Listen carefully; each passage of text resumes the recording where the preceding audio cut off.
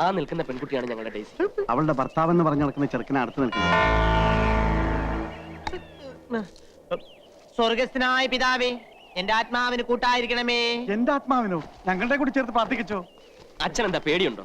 പേടിയൊന്നുമല്ല കുഞ്ഞാടെ, സാത്താന്റെ കയ്യിൽ നിന്ന് രക്ഷ നേടാനുള്ള മാർഗങ്ങൾ സ്വീകരിക്കായിരുന്നു. വിഷമിക്കണ്ട, ഞാനല്ലേ കൂടെയുള്ളത്. മായ വന്നോളൂ.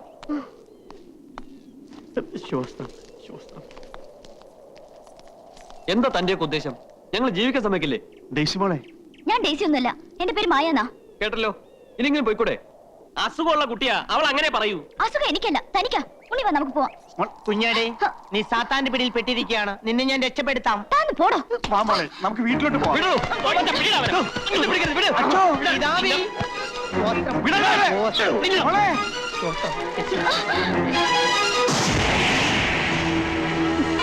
സ്വർഗസ്ഥനായ മിശിഹാ തമ്പുരാനെ, സാത്താന്റെ പിടിയിൽ നിന്ന് ഡേസി മോളെ രക്ഷിക്കണമേ.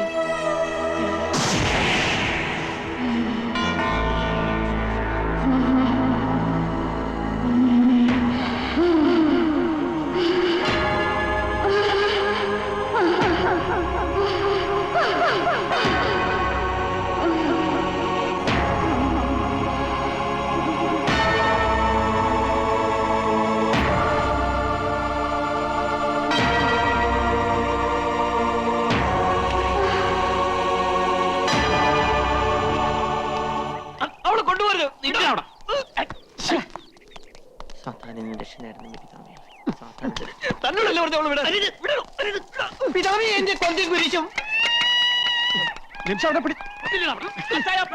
അല്ലെങ്കിൽ നമുക്ക് കൊല്ലാണ്ടി വരും.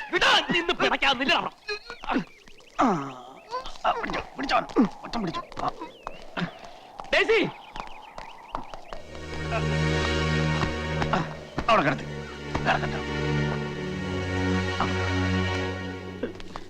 കുരിശും കൊന്തയും കിട്ടിയില്ലെങ്കിൽ എന്റെ ജീവിതം എന്താണെന്ന് അറിയാലോ പിതാവേ. പിതാവേ, പരീക്ഷണം വരുത്, കൊന്ത കയ്യിൽ കിട്ടണമേ. പിതാവേ, പരീക്ഷണം വരുത്, കൊന്ത കയ്യിൽ കിട്ടേ.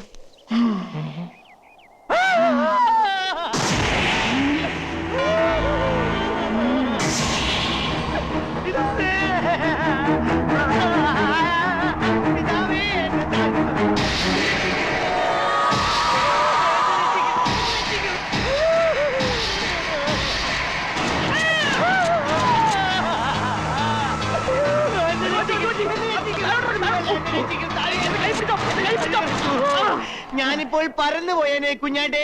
ഡേസി വിളിച്ചോ? ഡേസിയോ? അത് ഡേസി അല്ലേ, യേശിയാണ്. എന്നോടൊന്നും ചോദിക്കരുത്, നമുക്ക് പോകാം. കണ്ടീഷൻ വളരെ മോശമാണ്. മുറിക്ക് പിടിച്ചു നിന്നോ കുഞ്ഞാടേ, അല്ലെങ്കിൽ തെറിച്ചു പോകാം.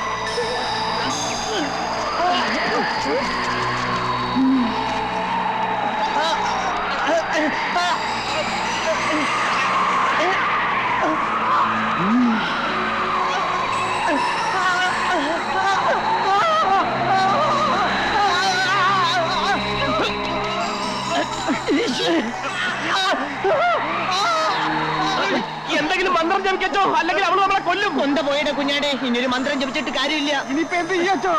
നമുക്ക് ഓടി രക്ഷപ്പെടാൻ വരൂ കുഞ്ഞാടികളെ. അയ്യോ, എന്റെ താഴെ ഇറങ്ങടാ, താഴെ ഇറങ്ങാനും പറഞ്ഞേ, താഴെ ഇറങ്ങാൻ.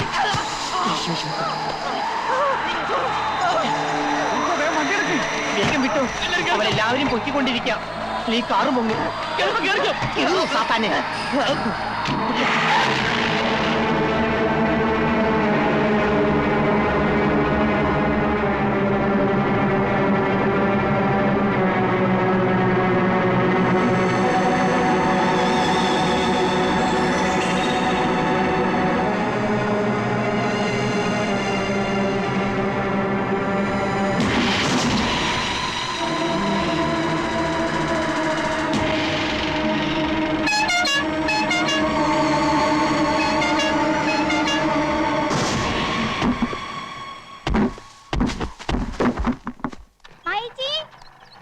ഗായത്രി പോയിക്കോളൂ, ഞാൻ ഉണ്ണിട്ട് വന്നോ.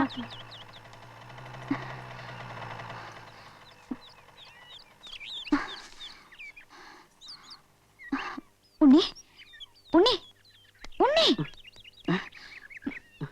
മായ, നിനക്കൊല്ലും പറ്റിയോ? എനിക്കൊന്നും പറ്റില്ല. ഉണ്ണി എഴുന്നേക്ക്, വാ പോവാം. അവര് പോയോ? അവര് പോയി. ദേ ഇന്ദു വരുന്നുണ്ട്. ഇന്ദു? അവളോടൊന്നും പറയാൻ നിൽക്കണ്ട. എന്ത് പറ്റി ഉണ്ണിയേട്ടാ? ഞങ്ങള് വെറുതെ കാറ്റുള്ള ഇറങ്ങിയതാ അല്ലേ മായേ? നീ എന്താ ഇവിടെ? ഗായത്രി ഞാനും ട്യൂഷൻ കഴിഞ്ഞ് വരുന്ന വഴിയാ, കാർ കണ്ട് നിർത്തിയതാ. ആ നീ ഇതൊന്നും ചെന്ന് മുത്തശ്ശിയോട് പറയാൻ നിൽക്കണ്ട. പാപ്പോ വല്യമാവൻ തളർന്നു വീണ സമയം രണ്ടുപേരും കൂടി മുതലാക്കിയാണല്ലേ? പിന്നെ മുതലാക്കണം. നീ നിന്റെ കാര്യം നോക്കണം കേട്ടോ. ദേ ഉണ്ണിയേട്ടന്റെ ഏലസോടെ അഴിഞ്ഞു കിടക്കുന്നു. കൈയും കൊണ്ട് നീട്ടിയേ. മുത്തശ്ശിയെങ്ങാനും കണ്ടാ പിന്നെ ഇത് മതി കേട്ടോ.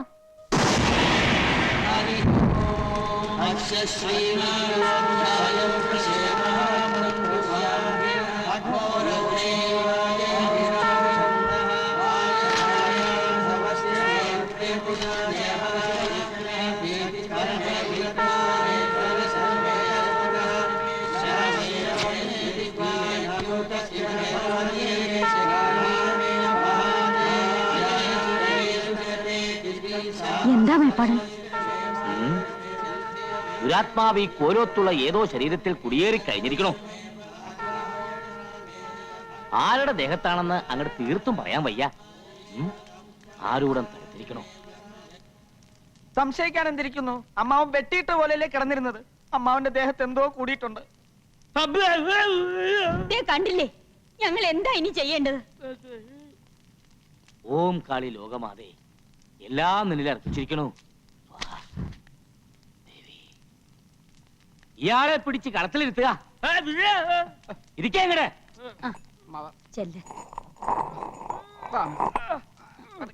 ആ കയറി ഇരിക്ക.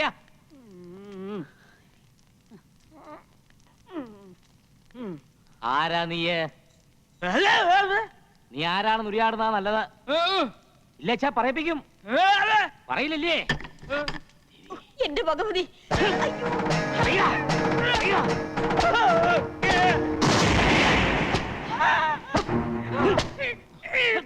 എന്റെ അമ്മേ.